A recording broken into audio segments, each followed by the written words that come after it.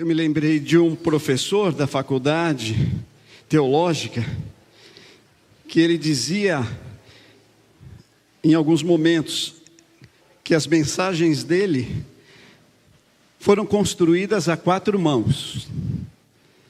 E por que eu me lembrei disso? Porque a mensagem de hoje, de certa forma, ela foi construída a 4 mãos.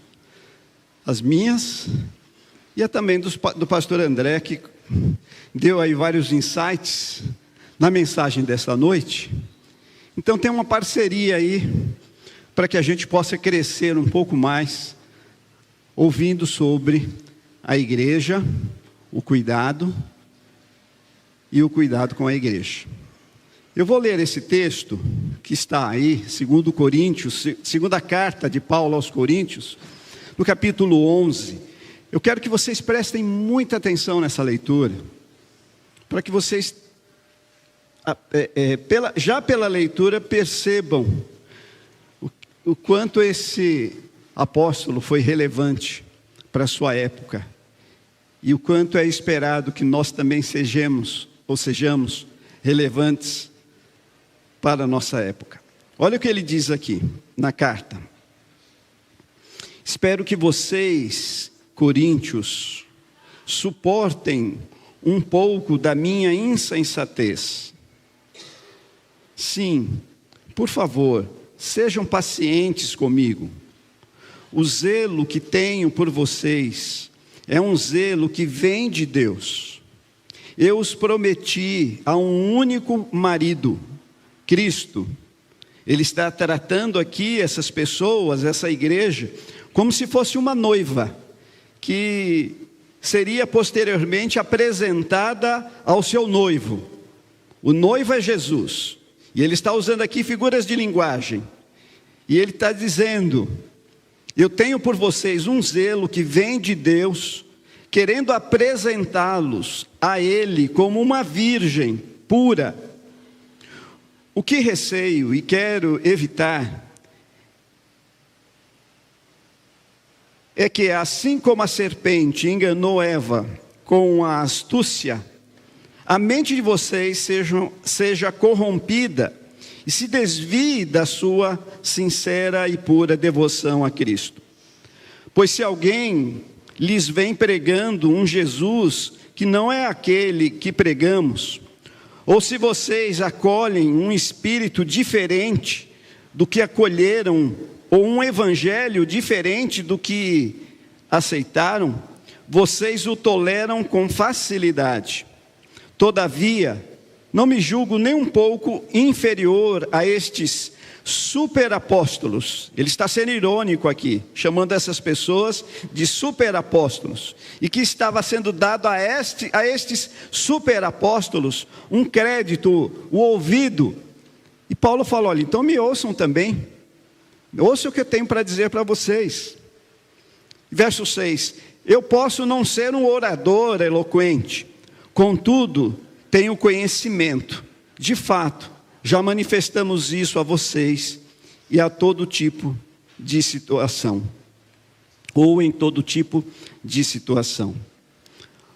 Vamos aproveitar aqui esse texto para pensar na igreja, no tocante ao cuidado. E essa é uma área que eu gosto muito, quando falamos de cuidado, que nós exercemos, muitos de nós, ou que podemos exercer. Se você ainda não está exercendo algum cuidado, você pode exercer. Mas não só o cuidado com pessoas, mas também o cuidado com a igreja de Jesus. E nesse sentido é impressionante a experiência que esse apóstolo deixa para nós.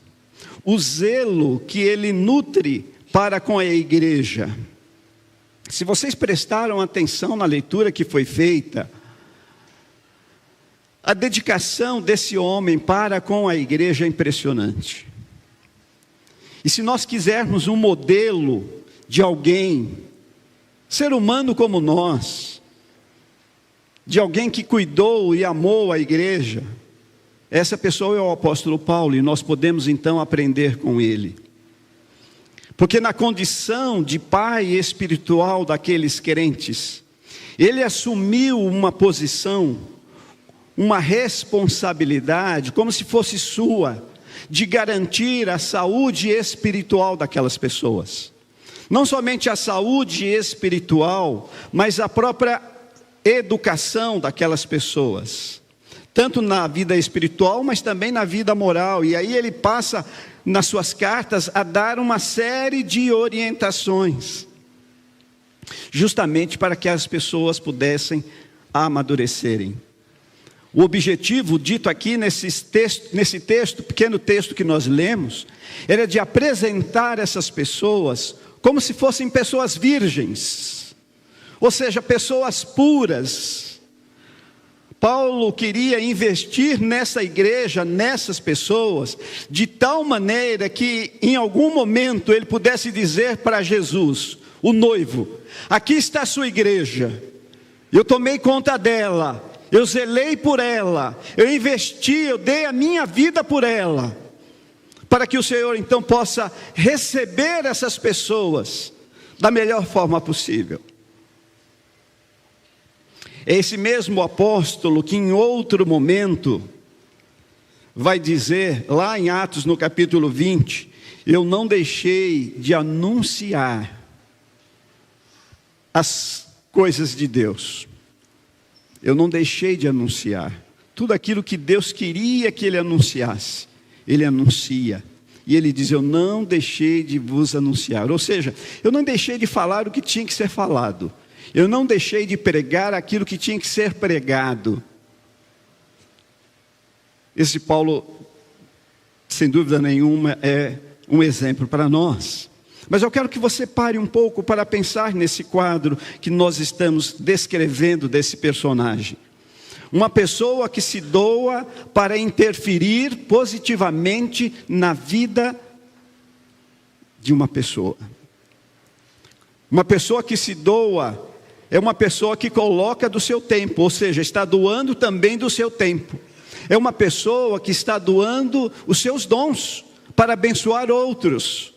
É uma pessoa que está doando a sua experiência de vida.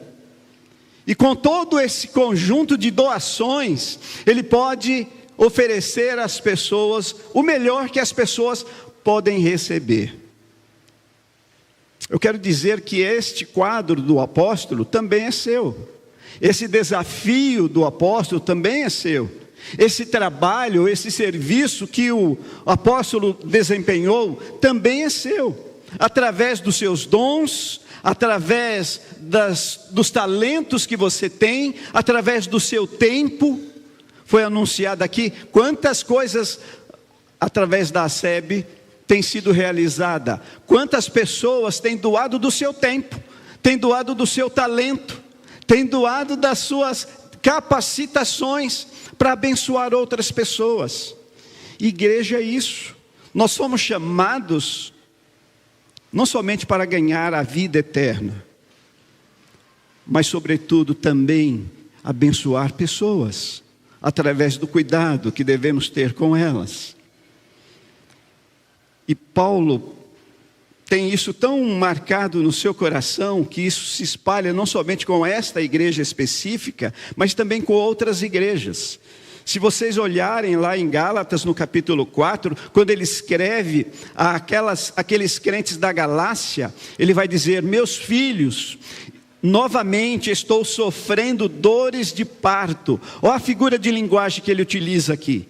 Eu estou sofrendo dores de parto por sua causa, até que Cristo seja formado em vocês. É uma dedicação desse apóstolo, ou desse homem, para ver aqueles cristãos saudáveis, espiritualmente, mesmo que isso, para que isso ele tivesse que sofrer. E quantas vezes ele usa essa expressão de sofrimento, de dores, de preocupação, e ele escreve cartas para que estas igrejas pudessem ser orientadas, pudessem ser ajudadas, pudessem ser advertidas. e com isso ter a alegria de poder ver essas igrejas minimamente bem e poder simbolicamente apresentá-las a Jesus. Jesus está aqui, as pessoas que o Senhor me deu para cuidar. Eu pergunto para você, quem são as pessoas que Deus tem colocado nas suas mãos para cuidar? Essa é uma pergunta. Quem são as pessoas que Deus tem dado a você para cuidar? Ou você é aquela pessoa que só quer receber e depois vai embora e cuidar mesmo, né, as suas experiências, os seus dons parece que ficam esquecidos, será? Quem são as pessoas que Deus tem colocado no seu coração para cuidar? A segunda pergunta é, como você tem cuidado dessas pessoas que Deus tem colocado no seu coração? Eu quero lembrá-los que dentro da sua casa já existem pessoas que você pode investir. Dentro da sua casa já tem pessoas que você pode cuidar. Você pode orar por elas, por exemplo. Você pode testemunhar a elas. Você pode ensinar a elas. Se você quer fazer o trabalho a partir da sua casa. Mas essa área é grande e tem muitos desafios. Portanto, esse senso de responsabilidade também deve permear o seu coração. Você também precisa e deve se sentir um cuidador do teu irmão. Não fazer aquilo que fez Esaú. Porventura sou eu cuidador do meu irmão. Foi Esaú que falou isso? Ou Jacó? Caim, isso, Caim. Caim e Abel. Porventura sou eu cuidador do meu irmão. A gente não é para passar a bola. É para, se Deus está chamando você, se Deus está capacitando você, é para você. É para você fazer a obra, é para você fazer o trabalho. Por isso, nós precisamos ter como desafio o que Paulo também se sentiu desafiado, esse cuidado para com a igreja de Jesus. E é esse texto bíblico então que vai nos orientar como isso pode acontecer.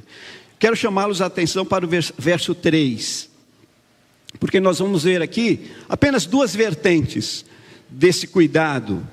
Verso 3, e você vai ler comigo aquele texto ali que está impresso lá. Vamos todos.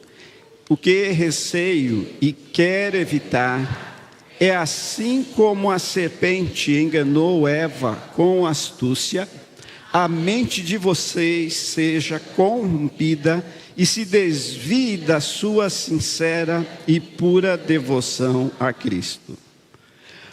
Paulo queria intervir para que aqueles cristãos não tivessem a mente corrompida. Todo o esforço dele para com esta igreja se dava para que eles não tivessem a mente corrompida. O destaque aqui nesse texto, especificamente nesse verso, refere-se ao cuidado. O cuidado do apóstolo em relação à mente daquelas pessoas.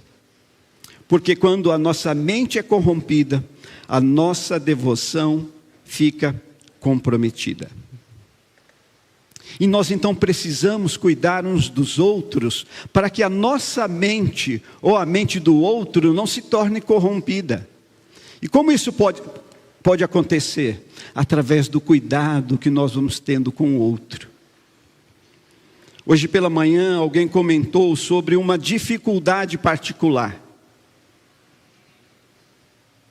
Eu já anotei na minha agenda mental essa dificuldade, justamente para que eu possa de alguma maneira ajudar essa pessoa.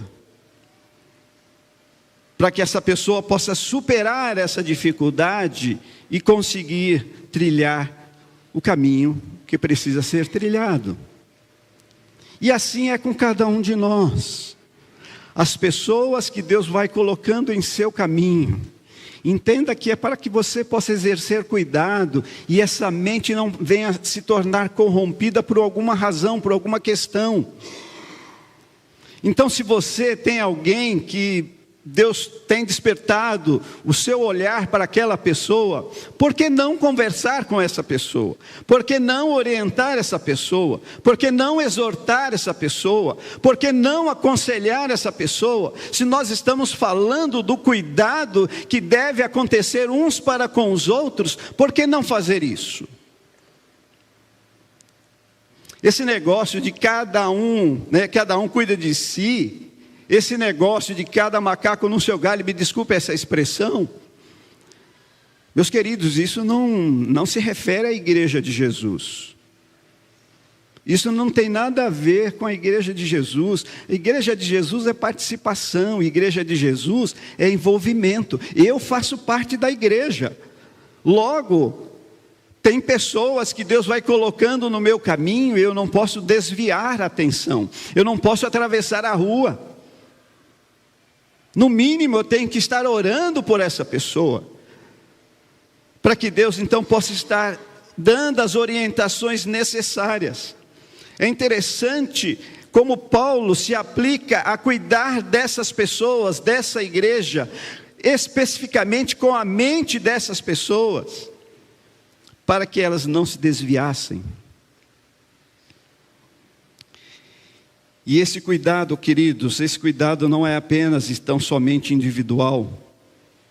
É claro que nós temos que zelar por nós mesmos, mas também é coletivo, nos responsabilizando um pelo outro. Um pelo outro. Eu não sei se você já percebeu quantas coisas têm acontecido aqui em nossa igreja, e nós fazemos questão de mencioná-las, justamente para que possamos entender aonde nós estamos inseridos e quais os papéis que nós podemos exercer nesses lugares. Nos pequenos grupos, quantas pessoas envolvidas em pequeno grupo? O que é um pequeno grupo, senão também um lugar de cuidado, um lugar onde você pode exercer o cuidado com o outro. Quantas vezes lá no pequeno grupo alguém compartilhou de algo da sua própria vida, colocando em suas mãos para que você então a partir daí pudesse cuidar dessas pessoas.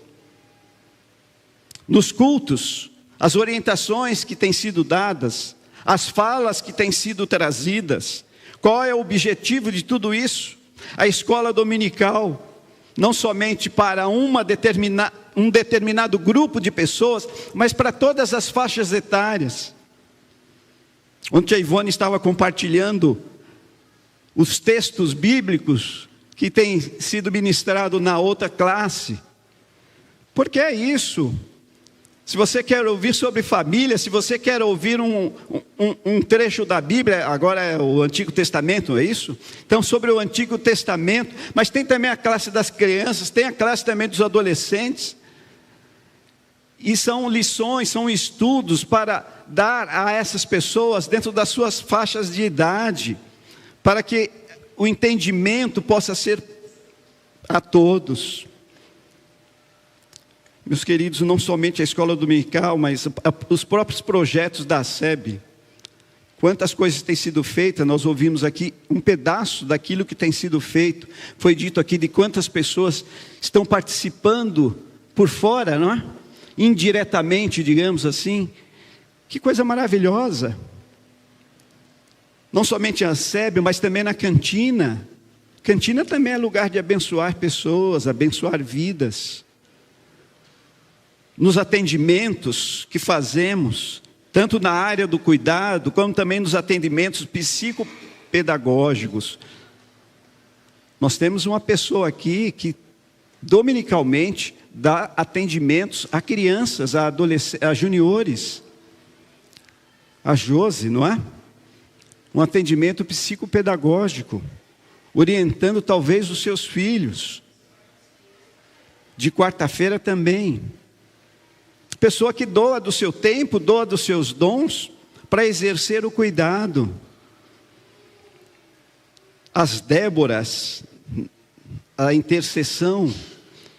Pessoas que toda terça-feira estão aqui para interceder por esses trabalhos que acontecem e interceder especificamente pelos filhos, pelos seus filhos, interceder por esses projetos todos que vão acontecendo, visitações, ministério, aqui nós temos o ministério de visitação, vez por outra, a Dorcas manda uma fotinho lá, estivemos visitando fulano, ciclano, não só a Dorcas, mas toda a sua equipe.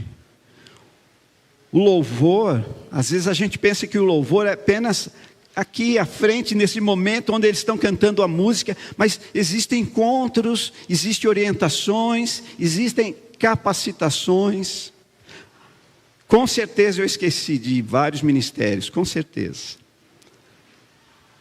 Mas vocês já pararam para pensar que a existência dessas ações, dessas atividades, desses serviços, desses ministérios, não sei como você quer dar nome para isso, mas toda essa ação é para demonstrar o cuidado.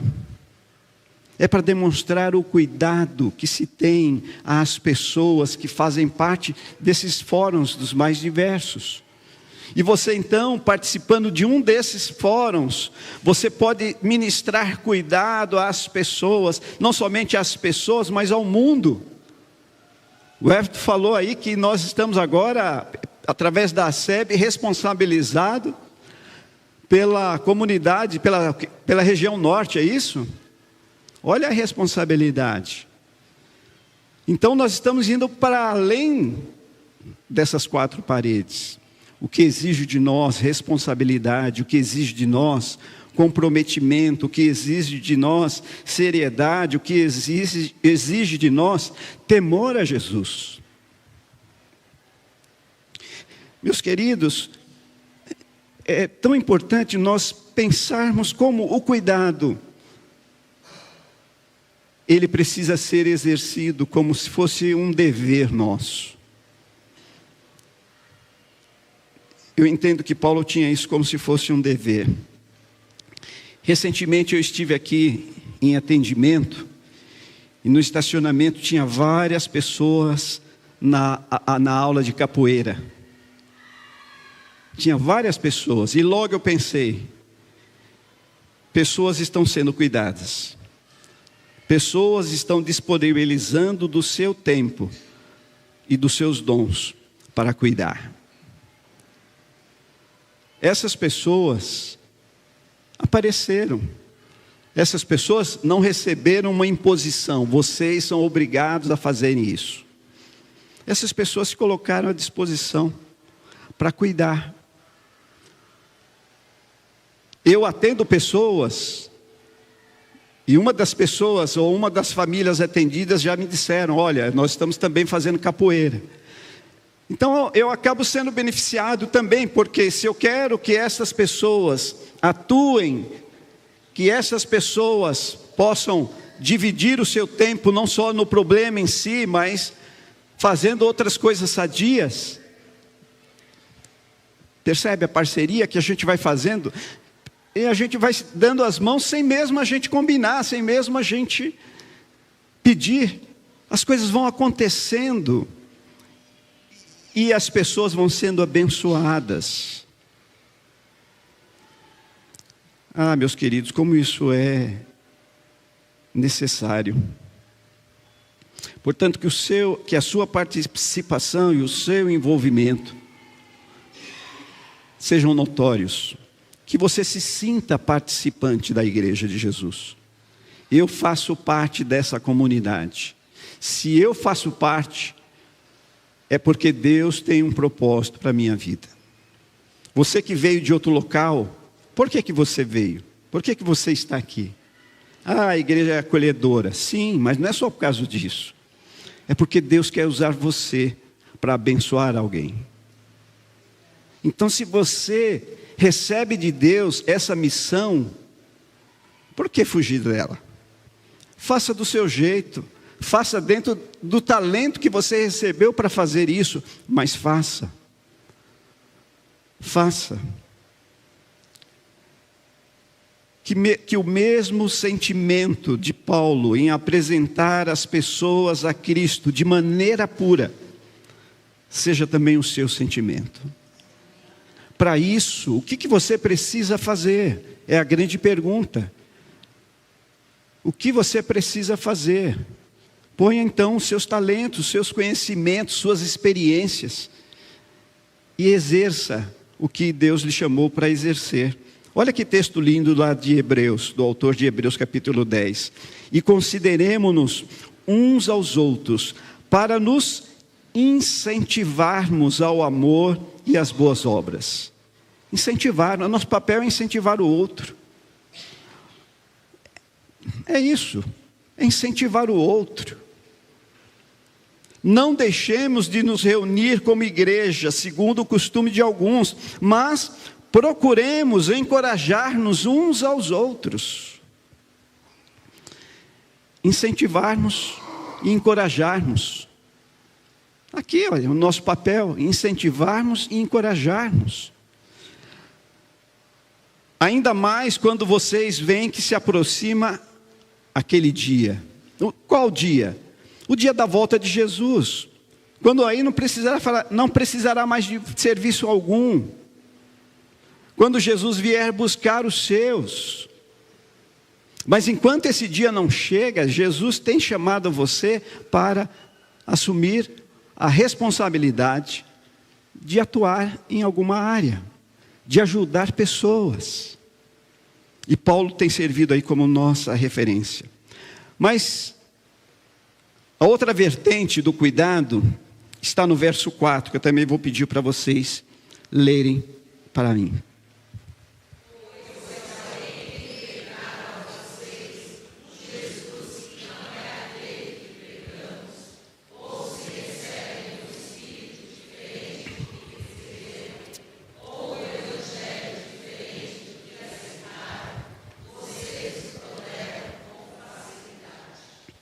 O que está acontecendo aqui? Chegavam pessoas lá na cidade de Corinto, chegavam lá na igreja e começavam a anunciar um outro Jesus, com outras práticas. Começavam a anunciar um outro Espírito que não é o Espírito Santo de Deus. Começavam a trazer outros ensinos. E os crentes ali da igreja aceitavam e ouviam essas pessoas de forma totalmente natural.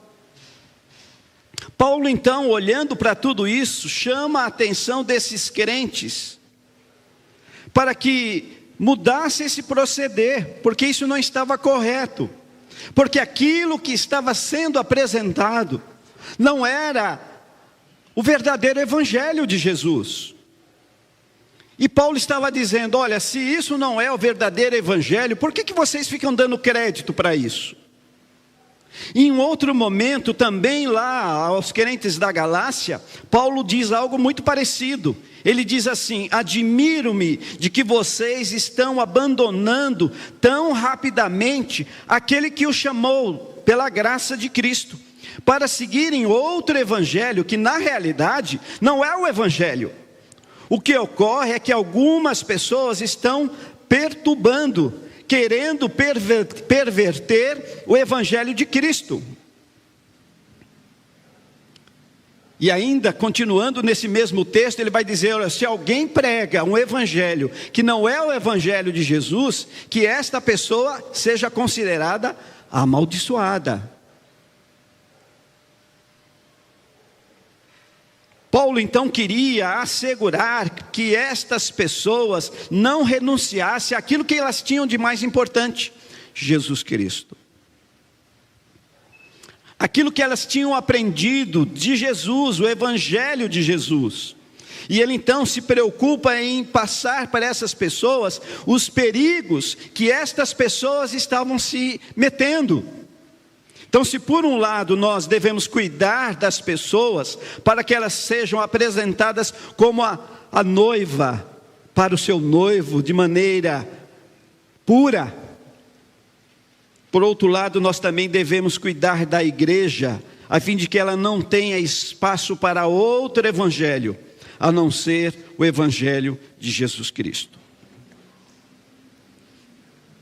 Porque existem outros evangelhos, outras boas novas. Naquela época, quando Jesus vai para os céus, muitas teorias começaram a surgir, muitos ensinos começaram a surgir, e as pessoas estavam ficando confusas, os cristãos estavam confusos com tudo aquilo que estava acontecendo.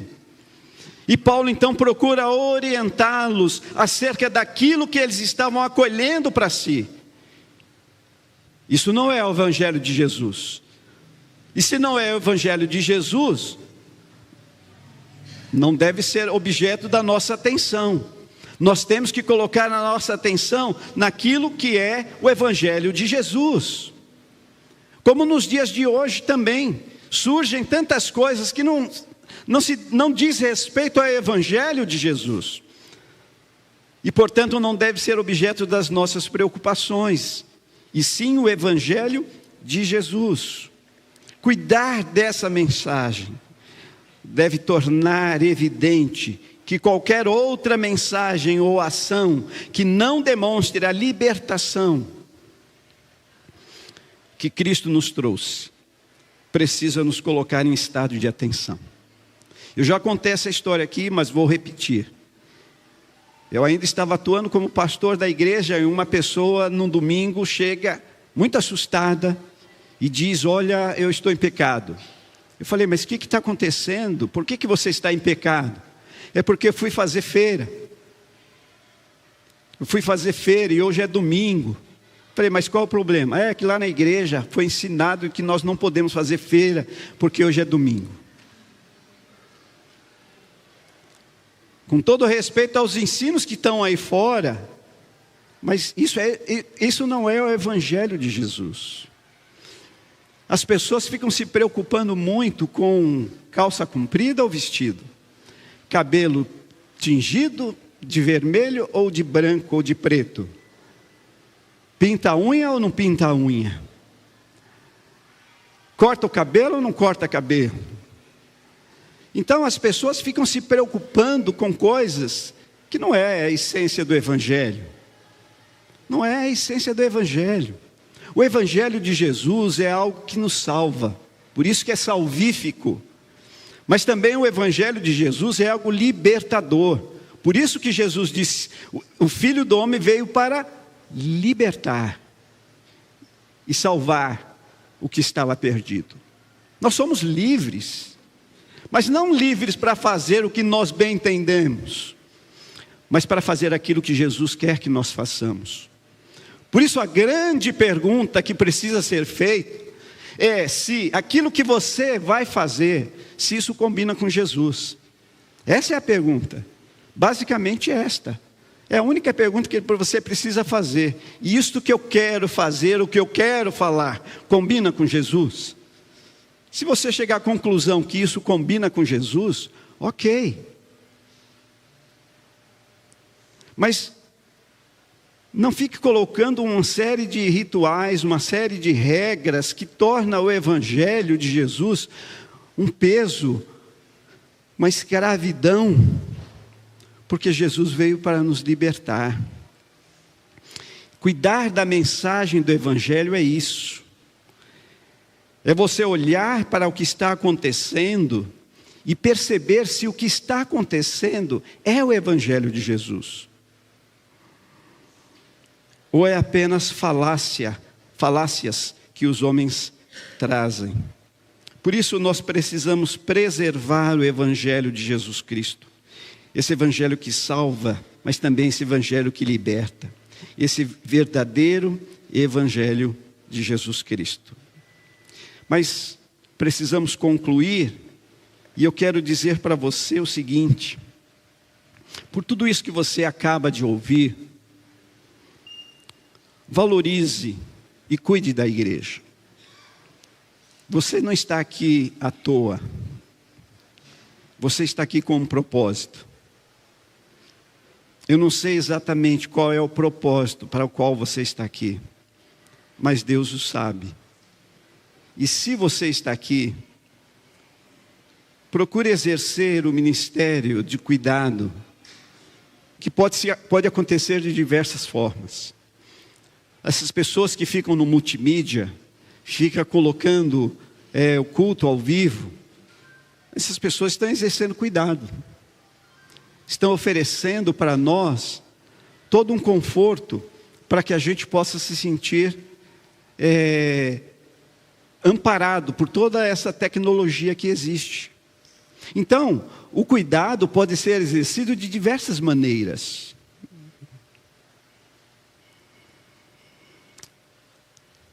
Eu tenho uma filha, a filha mais velha, a Carolina, que dificilmente vocês verão a Carolina aqui à frente, falando, cantando, fazendo alguma coisa. Mas com certeza vocês verão ela durante a semana fazendo alguma coisa, digitando alguma coisa, para que o melhor vocês possam receber, não é? Informações, multimídia e tantas outras coisas. Suporte para que nós possamos estar aqui atuando. Isso é cuidado também. Por isso eu digo que eu não sei exatamente qual é a sua área, aonde você estará atuando. Mas faça algo que gere bem-estar nas pessoas. Invista aquilo que você recebeu do Senhor na vida de outras pessoas. Lembre-se do apóstolo Paulo. Ele foi alguém que ele nunca teve um convívio pessoal, presencial com o Senhor Jesus. O apóstolo Paulo, ele não chegou a conhecer presencialmente o Senhor Jesus. Mas ele tem recebido do Senhor uma missão. E ele procura combater esse bom combate, como ele mesmo diz, e guardar a fé. Eu creio que Jesus te chamou e te capacitou para ser e pertencer à igreja. Então exerça esse cuidado com as pessoas, não somente cuidando delas, mas cuidando da igreja da qual essas pessoas estão inseridas. Faça isso, simplesmente isso, e Jesus será glorificado através da sua vida.